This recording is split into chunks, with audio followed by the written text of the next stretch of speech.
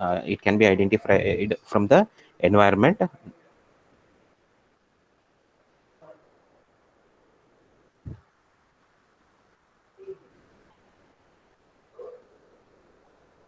Okay. So weaknesses, when you are making strategy, you should also consider the weaknesses. Every organization, every team, or every individual has weaknesses, and weaknesses needs to be identified. Okay. So thus formulation of a strategy is like preparing for a this is one example beauty contest in which lady tries to highlight her strong points and hide her weak points. So it is like whatever the strength the organization has, it should showcase that more, and it should try to hide the weaknesses. Hide is not the proper way. They will try to work on those weaknesses, and uh,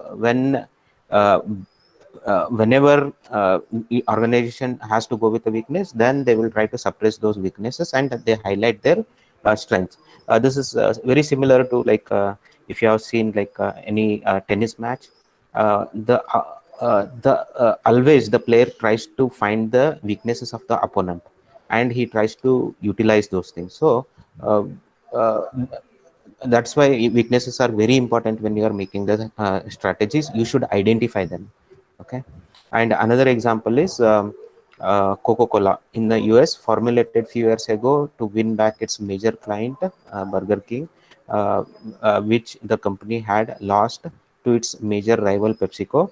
So in this scenario, they worked on their strength. So when Coca-Cola got the contract from the Burger King, it Coca-Cola, what it did is it identified the major strength, which lays in a better technology and infrastructure to serve consistent measure of drink to remote locations every time to ensure that they did not run out of the stock. That was the that is what was exploited. So Coca-Cola, what they did use is their technology. They had the best technology and the best infrastructure to reach out to the remote location, because the Burger King is a chain, food chain.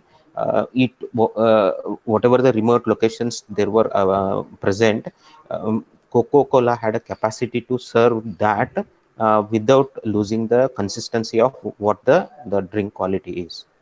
So that is one example. And how strategies, what are the different modes of strategy formulation?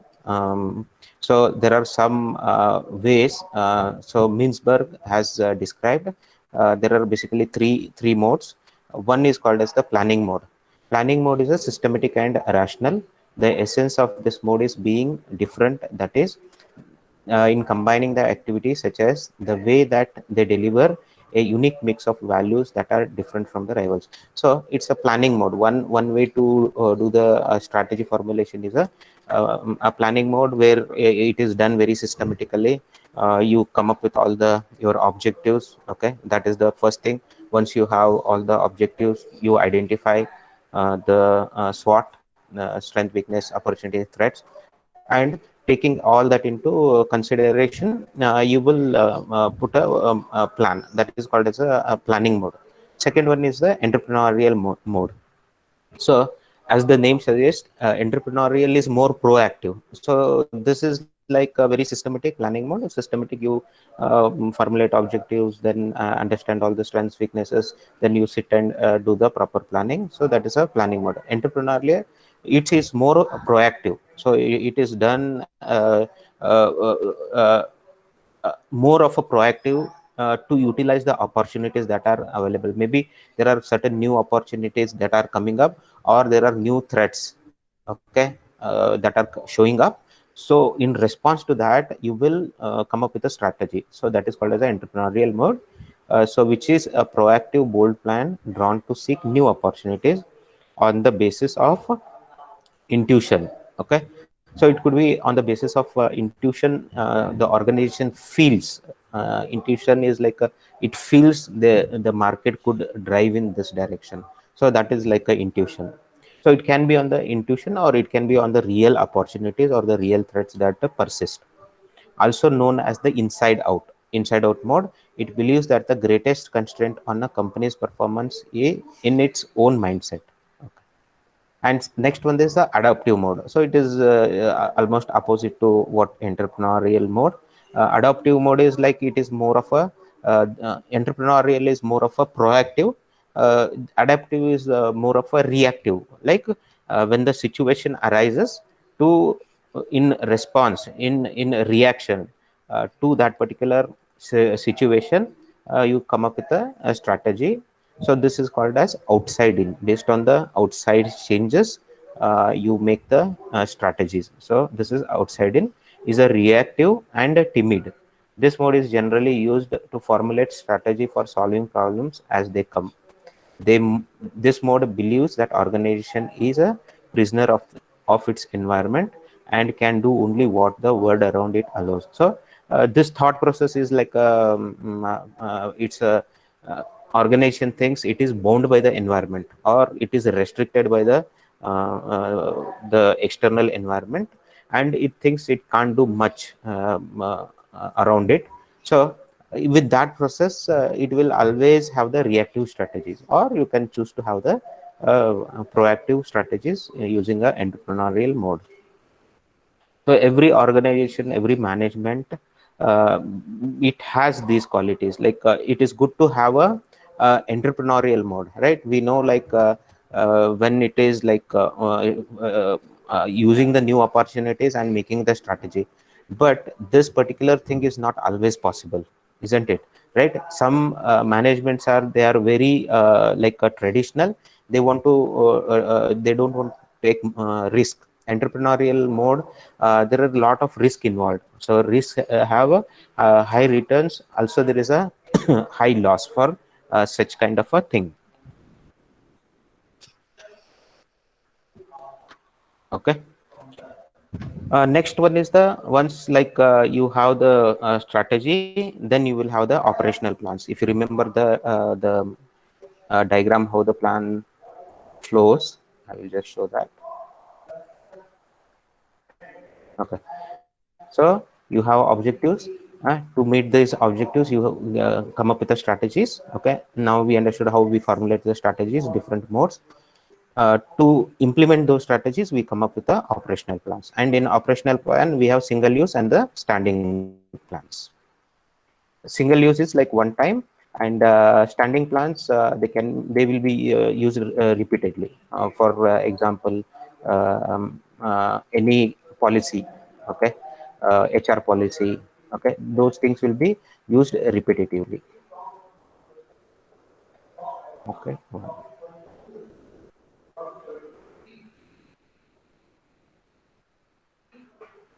Okay. Operational plans.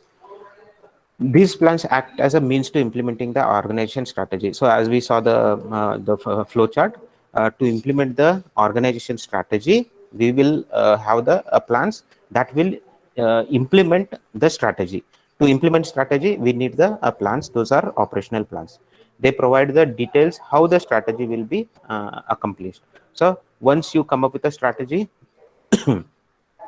one of the example of a strategy, let us say a certain company, yeah, e-commerce company, it wants to have a great footprint in the online business. So that is the strategy. To implement that strategy, you have to come up with the plans, how you will expand in the online businesses. So that is the for that we have to have the plan. There are two types of operational plans, as we saw in that diagram: standing plans and single use plans. Single use plans are one time, and standing plans are, they can be used repetitively. These plans are designated for situations that recur often enough to justify a standardized approach. So whenever a certain activity it recur, means it repeats, it is good to have a standardized approach. So that standardized approach is a standard plan. For example, it would be inefficient for a bank to develop a new plan for processing a loan application of each new client. Okay, for a loan application, so there is a process. Bank, a certain bank will have a process for loan application.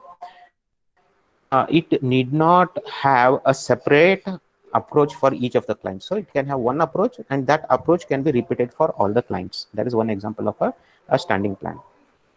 Instead, it uses a one standing plan that anticipates advance whether to approve or turn down the request based on the information furnished, credit rating, and the like. So we will have the loan application process, that particular plan. Bank will follow that plan, and according to that plan, whether the loan can be approved or not, it will be it can be done repeatedly for every individual that approaches for the loan. And what are the major types of standing plans? It can be policies, procedures, methods, and rules. So policies, uh, uh, all these are like these are called as a standing plans. Some are called as a policies, some are called as procedures, some are called as methods, and some are called as rules and regulation. So we'll see what is the difference between all these four terms. So what is a policy? Policy is a general guideline for a decision making. So it's a general guideline. The policy, like a hiring policy. So it is a general guideline we get for hiring. This is the policy that company will follow, and that policy gives a very general guideline how it has to be done. And it sets up boundaries around decisions, including those that can be made and shutting out those that cannot be. Okay. In so doing, it channelizes the thinking of the organization's members so that it is consistent with and contribute to the organizational objectives. So policies, like, it sets boundaries around the decision making and things like that. So it will make like a very consistent way of making decision to meet the organizational objectives. So in other words, George Terry, he explains, he defines the policy as: policy is a verbal, written, or implied overall guide setting up boundaries that supply the general limits and direction in which managerial action will take place. So it is a broader a guideline, like it sets up a boundaries within which the any kind of a managerial decision or the action can be taken. Although policies deal with how to do the work, they do not dictate the terms to subordinates. So policies will tell how to do the work. However, it will not dictate how it should be done to all the subordinates. They only provide a framework within which decision must be made by the management in different sphere. So it gives a general guideline. So it gives a framework. On that framework, there is a scope for the flexibility of making decision, but based on that particular framework. Thus, we may hear that the recruitment policy of the company is to recruit meritorious people through the employment exchange, or the advertisement policy of a company is to avoid cutthroat competition with its rivals in the field, or the distribution policy of a fertilizer company is farmer oriented. So these are the different policies. One is like a policy for a recruitment, meritorious people, okay, and from employment exchange. So that is the policy. We need to hire the meritorious people from the employment exchange. Another example is advertisement to avoid the cutthroat competition. And third one is a fertilizer company. It wants to distribution based on it should be farmer oriented. So these are the policies. It tells about the general guideline. It will not give a very specifics, okay, how it should be done. What do you mean by the meritorious? How to find those meritorious people? It doesn't tell about those specific things, but it gives a general idea. In all this example, excuse me, respective policies leave it to the discretion of the subordinates. Okay. The decision regarding which candidates are meritorious, what is the cutthroat competition, and what is to be farmer oriented, it has to be decided by the manager. But it gives a general guidelines. It should be farmer oriented. How the farmer oriented distribution can be implemented, it is up to the individual decision maker. It should be noted that both policies and objective guide thinking and action, but with a difference. Okay. So both of these objective as well as the policies, they guide the thinking as well as the action. Okay. But there is a certain difference between the objectives and the policies. Objectives are endpoints of planning, while policies channelize the decision to these ends. So we already talked about the objectives. Objectives are it is most of the time it is very clear, very specific, and it is like most of the time it is measurable, it is tangible, it can be intangible as well. So objectives will give a clear results, means what, they are the end results. However, the policies are not the end results, but they give the channels how you can move in that particular direction.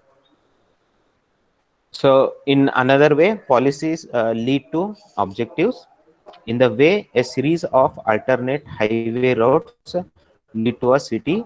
Advantages of the policies we will see the next. So what is the policy? Policy is like a highway. There are many highway that are leading to the city. City you can think of it's a objective. You can use many policies, that is many highways, to reach that particular objectives. So advantages of the policies.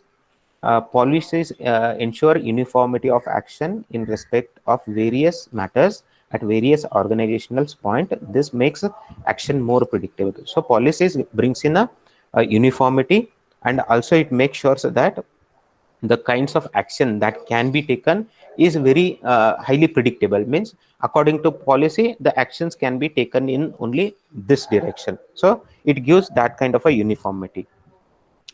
And also the policies, when you have the policies, it speeds up the decision at lower levels. Okay. Because subordinates need to consult their superiors frequently. So what happens is the decision at the lower level will speed up, because you know the policy. As per the policy, the lower level managers, they can take a decisions. They need not approach anybody else. So that way the decision making is it will take a pace, because everybody will follow the policy and make the decision.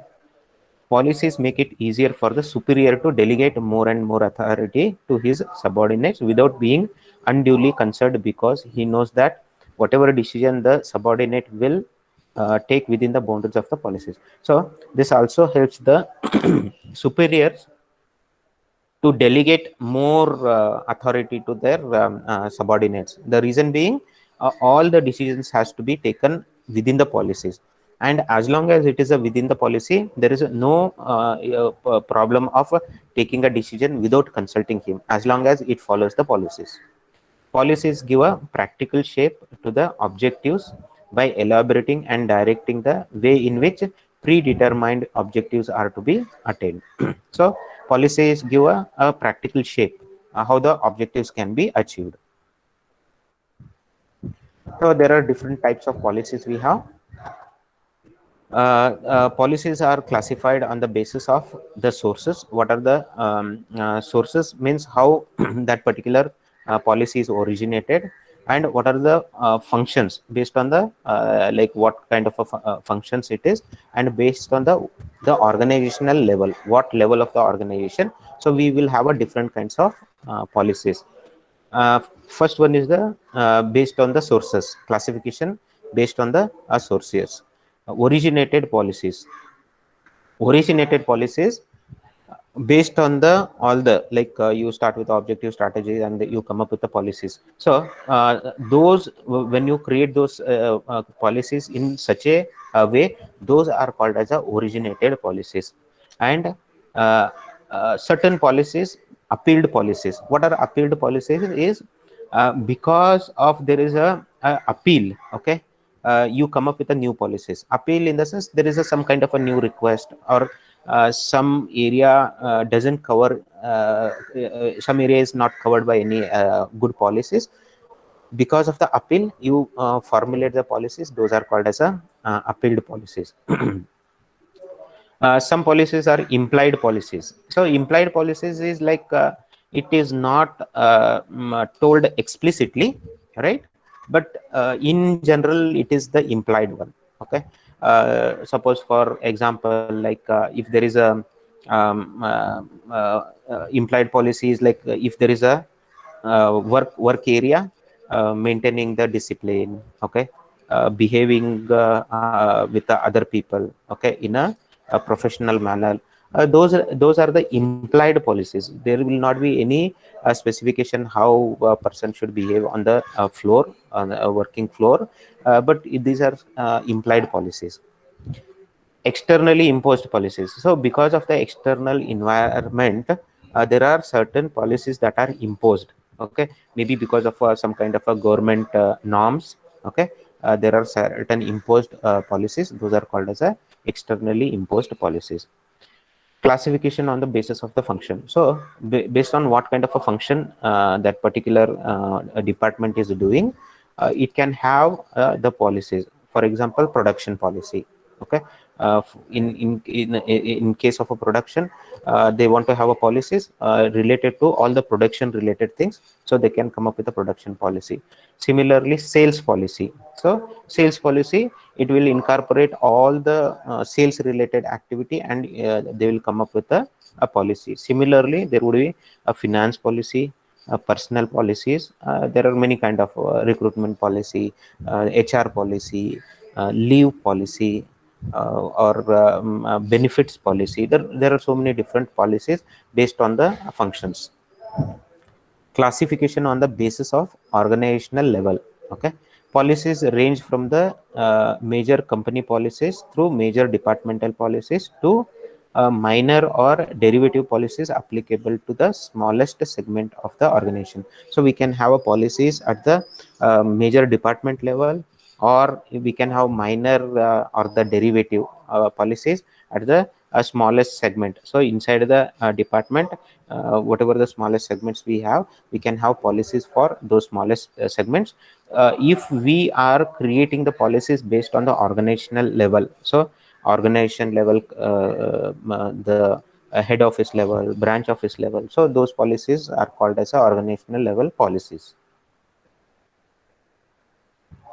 So there are certain guidelines for making the effective policies, okay. How what guidelines should be followed? First one is policy should, as far as possible, be stated in writing. So all the policies should be written.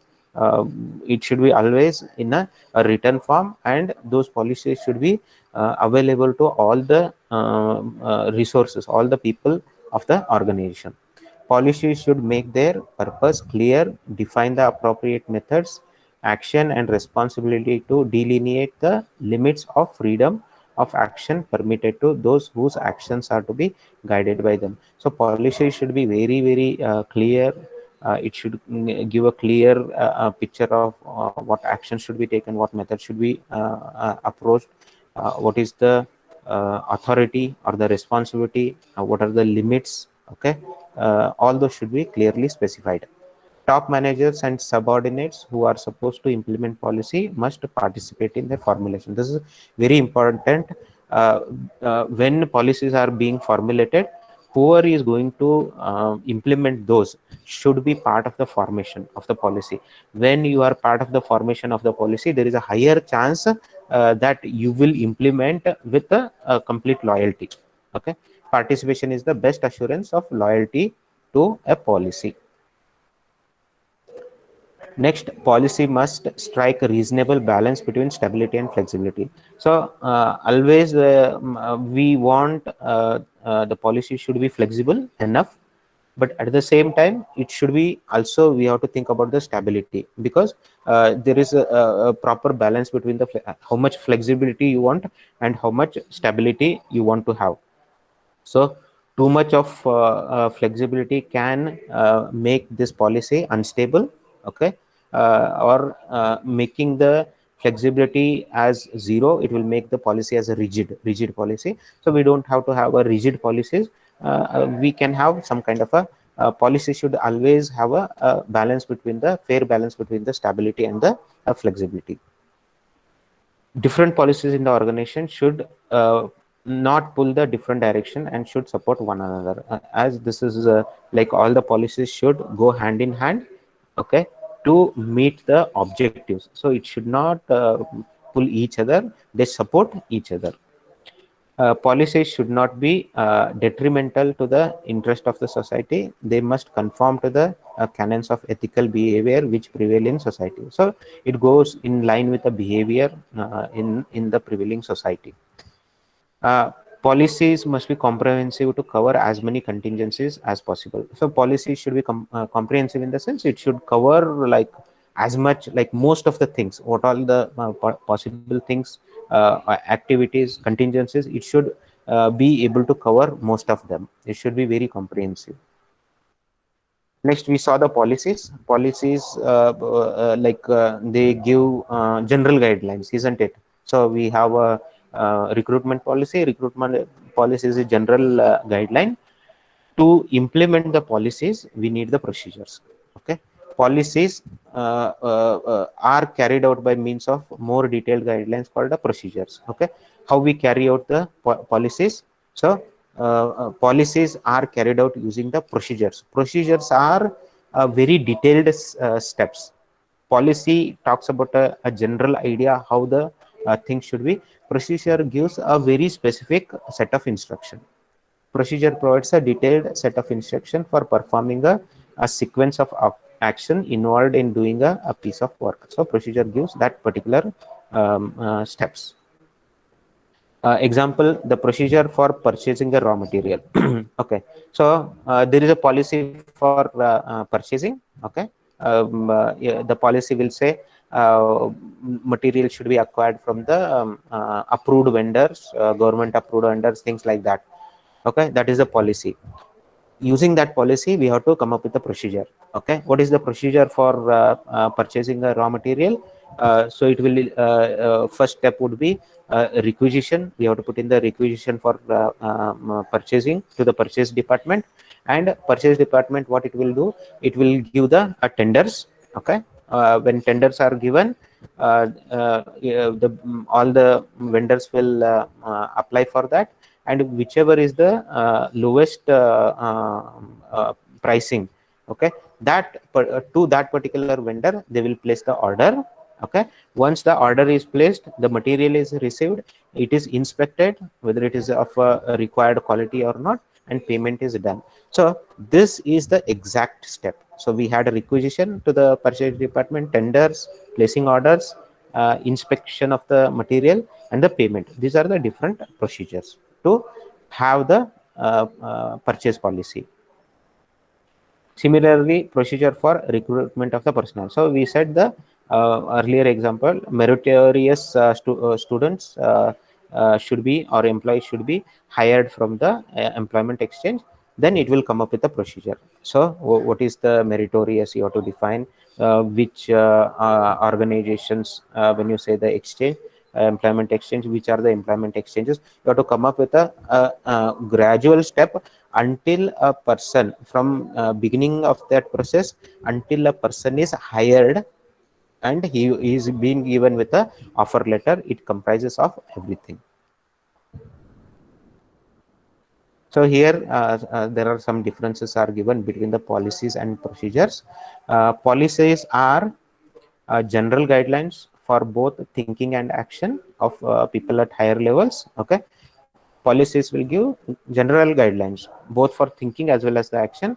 Procedures are general guidelines to action only, usually for the people at lower levels. So procedures are the general guidelines, or these are the actual steps, and that will be carried out by the lower levels. Policies help in fulfilling the objectives of the enterprise. Procedures show us how the way to implement the policies. So what happens? Policies are used to fulfill the objectives, and procedures will tell us how those policies will be implemented. Policies are generally broad and allow some latitude in decision making. Procedures are very specific and do not allow latitude. So policies give some bandwidth for the decision making. In case of procedures are very specific, and normally there is no bandwidth for the taking alternate decisions. And policies are often established without any study or analysis. Procedures are always established after through a study and analysis of work. So here, without study or analysis, in the sense, uh, those are based on the objectives that will flow. Okay, whatever the objectives you are flowing, based on the objectives you set. But for putting in the procedure, you have to do the lot of analysis whether whether this step is correct or not. Suppose for we talked about the raw material procurement, purchase of the raw material. There are certain guidelines for putting the tenders. Okay, procedure needs to look into those. What are the guidelines, and it has to follow that. So it requires lot of study when we are putting in the procedures. So there are certain advantages as well as the limitations of the procedure. The advantages are they indicate the standard way of performing a task. So they give a very standard step procedures. So if you want to apply for the revaluation, there is a procedure, right? You have to follow those procedure, and it's a very standard way of performing particular task. They facilitate executive control over performance by laying down the sequence and timing of each task. So when we have the procedure, we know like there is a proper sequence, and also you can control that because you know there are certain steps involved. Let us say for purchase order, purchasing of the raw material, there are certain involved. You know how which step will take how much time, so you will exactly control each. Suppose there is a delay in some step, then you can take some control action. So that is how it gives a control mechanism. They enable employees to improve their efficiency by providing them with the knowledge about the entire range of work. So they will give the knowledge to when you have the procedure, it gives a good idea how the work is carried on all aspects, because there are procedure for all aspects of the organization. There are, however, there are limitations of the procedure also. The first one is limit the scope for innovation or improvement of work performance. If you see the first statement advantage here is the it gives a standard way how things should be done. It gives a one standard way. The same advantage becomes disadvantage because it limits. Okay, it limits the scope. It will not allow for any innovation. That particular step has to be performed in the same way. So that is the disadvantage. And second one is by cutting across department lines and extending into various other departments, they sometimes result into so much duplication, overlapping, and conflict. So because their procedures are cutting across the department, there can be a lot of confusions or overlapping, or there can be also duplications. The one procedure actually it is a repetition or a duplication of the some other department. Next is the methods. Okay, we looked into policies, then procedures, then method. Method is a prescribed way in which one step of a procedure is to be performed. So we have a policy. Policy gives the general guidelines.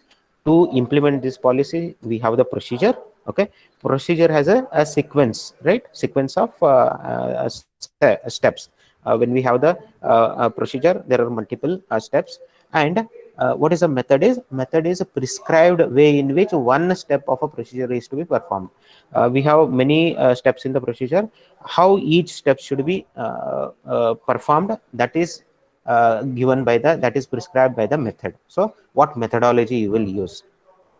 The specified technique to be used in screening the applications or conducting a written test is a method where the sequence of steps involved in the recruitment of a personnel constitutes a procedure. So specified technique used in screening the application, like you get the for the recruitment. Okay, you have a procedure to screen.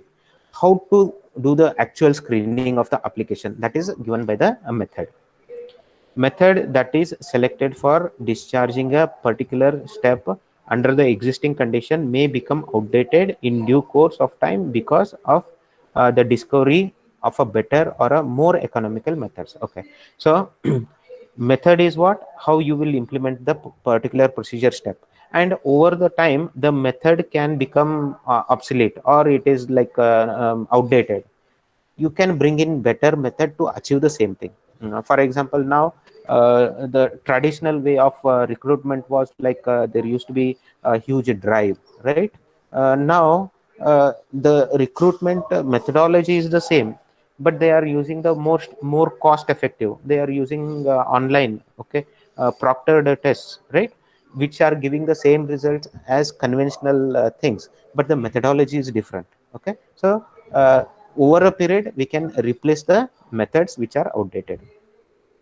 Methods help in increasing the effectiveness and usefulness uh, uh, of the procedure. Okay, methods definitely it will help how effectively we can put in the particular procedures. Okay, and we can make them more useful. Next is the rules. Okay. Rules are detailed and recorded instruction that a specific action must or must not be performed in a given situation. So rules,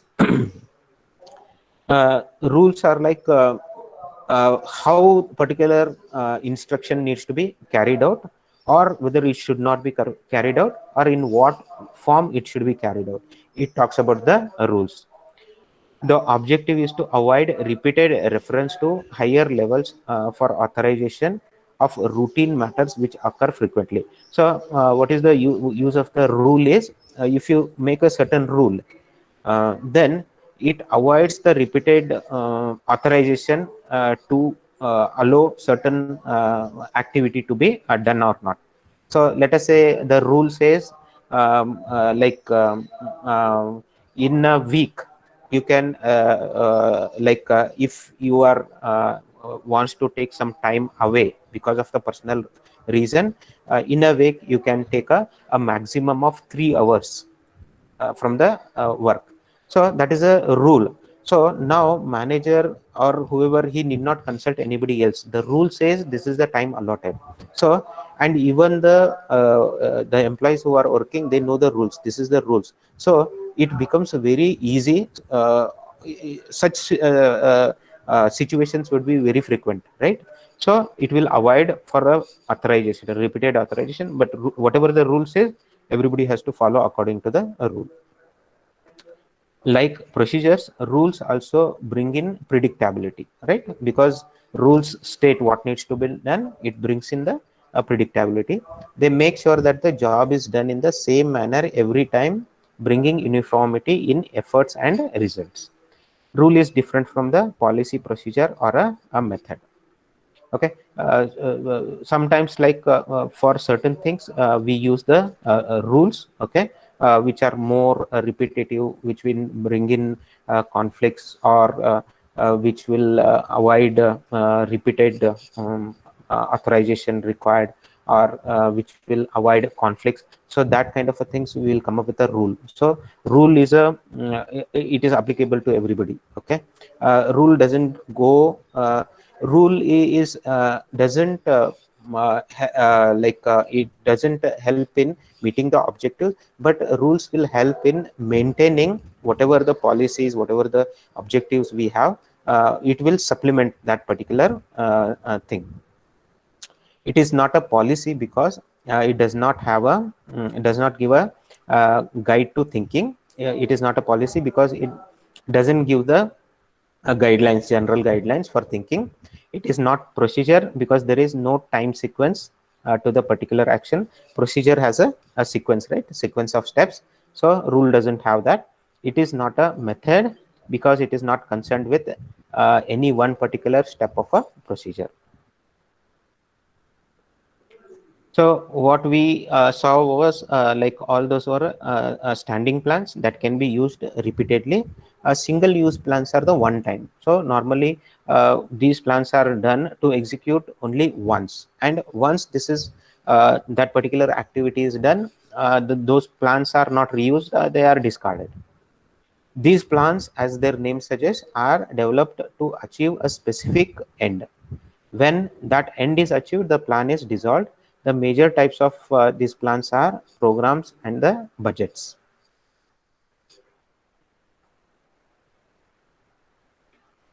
Okay, programs are precise plans or definite steps in proper sequence which need to be taken to discharge a given task. Okay, here are the examples. What is a program? uh, so one program is opening 5 branches in a different parts of the country. Certain organization, they want to open 5 branches. Okay, once they so this is a plan. They will come up with a certain plan which is called as a program, and once those branches are opened, that plan is no more required because branches are already in place, so we don't need to use that plan again. Okay, so that is a single plan. Or deputing its employees for training or acquiring new line of business or installing new machines. So another example is you want to have a set of employees to be trained in some new kind of a business. That is a one time, right? You send them and you will train them. That is a one time. Another example is installing a new machine, right? That's a one time. When you are going to a certain location, you install it. Okay, you plan it how to be how it to be installed.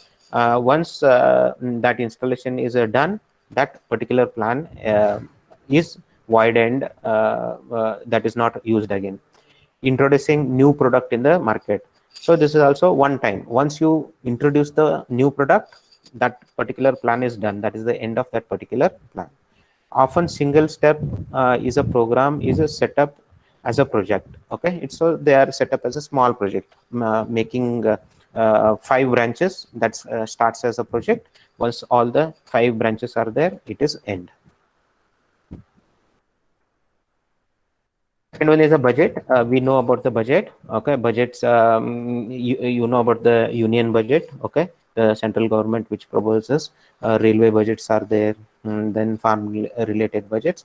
So budgets are done for a particular year. According to the Institute of Costs and Works Accounts, London, a budget is a financial and or a quantitative statement prepared prior to a definite period of time of the policy to be pursued during that period for the purpose of obtaining given objectives. It is similar to your parents. They budget, right, for the next one year, what can be bought, what cannot be bought. So based on the whatever the income resources that we have, the budget is planned according to that. Okay, so similarly government, based on the taxes it collect, it makes the budget. Okay, and it tries to work on that project. In your family, if your parent made a budget, so this like your request is there to buy some, like you wanted a bike, so they will tell you whether that can be bought in this year or it will go to the next year budget. So budget is a plan how you will put in for various expenses, finance related expenses, and you, as per your income sources, you will try to implement those.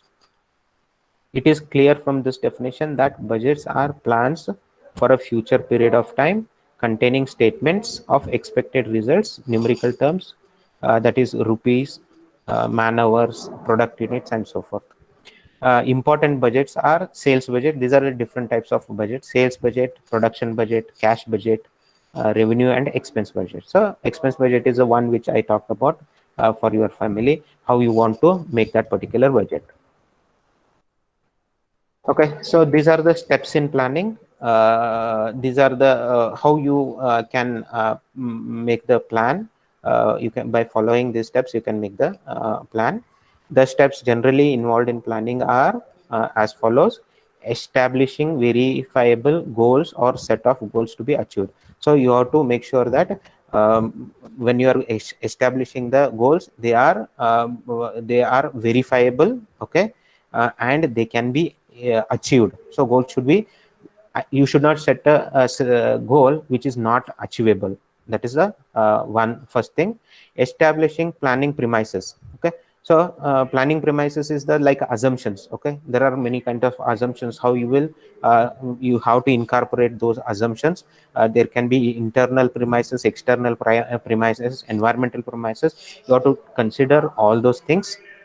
Then deciding the planning period. So planning period can be a long term, short term, based on what you want to do and how you want to do that. So you have to set the you have to decide upon the how much is the planning period. Finding alternative course of action. So for doing every work, you have to think about the alternatives. Okay.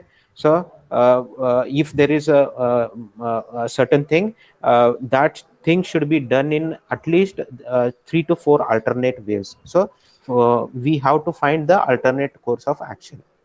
So example I told, like to reach a particular city, there might be many ways to get into the city. Alternative course of action is like you can go through this road or you can go through that road.